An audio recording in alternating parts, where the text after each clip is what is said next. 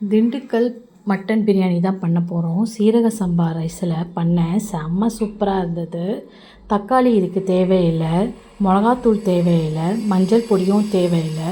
ரொம்பவே நல்லா இருந்தது. அந்த மட்டன் பஞ்சு போல் வெந்து செம்ம சூப்பராக இருந்தது.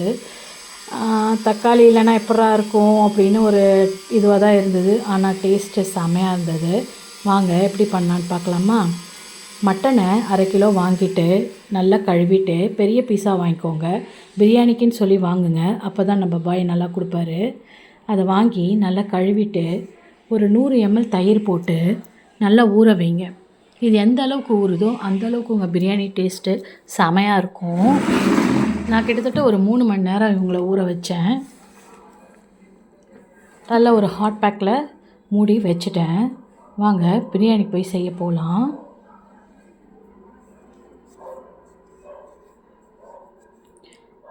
கடலெண்ணெய் 3 ஸ்பூன், நெய் 3 ஸ்பூன் ஊற்றிட்டு பட்டை, ஏலக்காய், கிராம்பு எல்லாத்தையும் போட்டுடலாம். இது 3 ஐட்டம் தான் இவங்களுக்கு.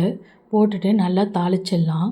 வெங்காயத்தை பிரியாணிக்கு மாதிரி மெல்லிஸாக ஒரு 1/2 கிலோ வெங்காயம் எந்த அளவுக்கு போடுறீங்களோ அந்த அளவுக்கு டேஸ்ட் இருக்கும். அதே மாதிரி வதக்குறதும் நல்லா வதக்கணும். அப்புறம் ஒரு 25 கிராம் பூண்டு, 25 கிராம் இஞ்சி போட்டு நல்லா அரைச்சிக்கோங்க. நல்லா அரைச்சிட்டு அவங்களையும் போட்டு நல்லா வதக்கிக்கோங்க. இதுக்கு நம்ம காரம்னா பச்சை மிளகா தான் போடுவோம். ஒரு 5 பச்சை மிளகா போதும். அதையும் போட்டு நல்லா ஃப்ரை பண்ணிக்கோங்க. அப்புறம் பட்டை, லவங்கம், ஏலக்காய் அந்த ஸ்டாரெல்லாம் எடுத்து அவங்களையும் நல்லா பொடி பண்ணிக்கோங்க. இதுதான் நம்மளுடைய பிரியாணி மசாலா. இவங்களை நல்லா பொடி பண்ணிவிட்டு இந்த வதக்கின வெங்காயம் அது கூட சேர்த்து நல்லா ஃப்ரை பண்ணிக்கோங்க. கொஞ்சம் மின்ட் லீஃபு அப்புறம் கொத்தமல்லிலாம் போட்டு நல்லா வதக்கிட்டு நம்ம இந்த பிரியாணி மசாலாவை போட்டு அவங்களையுமே நல்லா வதக்கணும். எந்த அளவுக்கு ஃப்ரை பண்ணுறீங்களோ அந்த அளவுக்கு பிரியாணி டாப் டக்கராக இருக்கும். நல்லா வதக்கியாச்சு. இவங்க 1/2 மணி நேரம் நம்ம ஊற வச்ச சீரக சம்பா ரைஸ் கூட சேர்த்துடலாம். சேர்த்துட்டு ஒரு கலக்கிட்டு அவங்க மேலே ஒரு 1/2 மூடி எலுமிச்சம்பழ ஜூஸை ஊற்றிடலாம். ஊற்றிட்டு ஒரு ஸ்பூன் நெய்யை ஊற்றிட்டு நல்லா ஒரு கொதிக்க விடலாம். கொதிக்கும்போதே வீட்டில் அவ்வளோ ஸ்மெல்லுங்க. செமையாக இருந்தது அந்த ஸ்மெல்லு.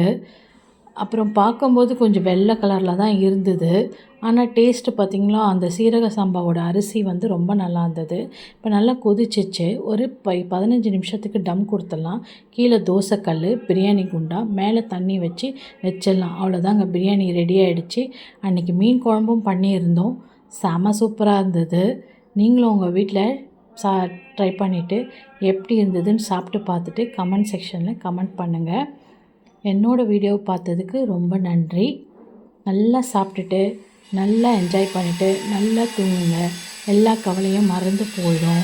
சந்தோஷமாக இருங்க. எந்த கவலை வந்தாலும் கொஞ்ச நேரம் கஷ்டப்பட்டுட்டு அதை தூக்கி போட்டுட்டு அடுத்த வேலையை போய் பாருங்கள். ஓகே, பாய்.